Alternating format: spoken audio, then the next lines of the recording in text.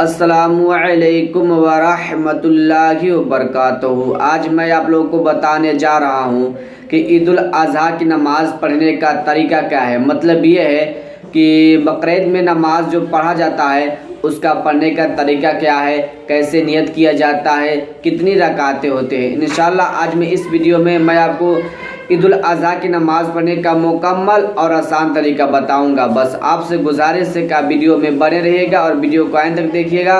और आप अगर हमारे चैनल पर नए आए हैं तो चैनल को सब्सक्राइब ज़रूर कीजिएगा। तो देखिए, ईद उल अज़हा की नमाज में मुकम्मल 2 रकातें होती है। आपको एक ही सलाम से पढ़ना है। ईद उल अज़हा की नमाज हर मुसलमान मर्द पे वाजिब है। तो आपको नियत कुछ इस तरह करना है और इसके 6 तकबीरें होती हैं। तो आपको नियत कुछ इस तरह करना है। नियत की मैंने 2 रकात नमाज ईद उल अज़हा की वाजिब 6 ज़ायद तकबीरों के साथ वास्ते अल्लाह ताला के मुँह मेरा काबा शरीफ की तरफ अल्लाहु अकबर।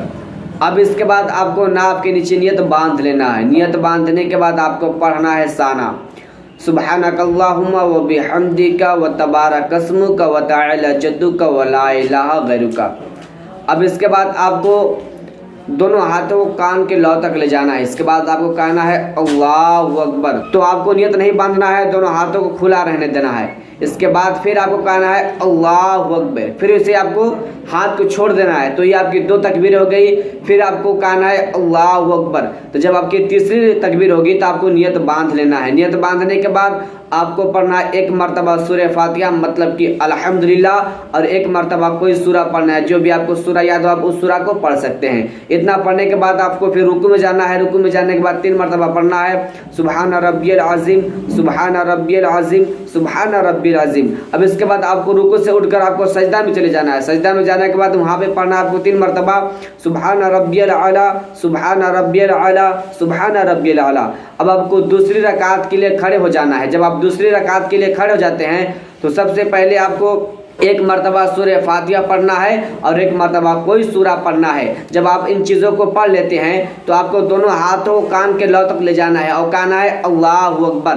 तो आपको नियत नहीं बांधना है, आपको दोनों हाथों को खुला रहने देना है। फिर आपको कहना है अल्लाहु अकबर। फिर आपको इसे ही हाथ को दोनों खुला रहने देना है। तो ये आपकी 2 तकबीर हो गई।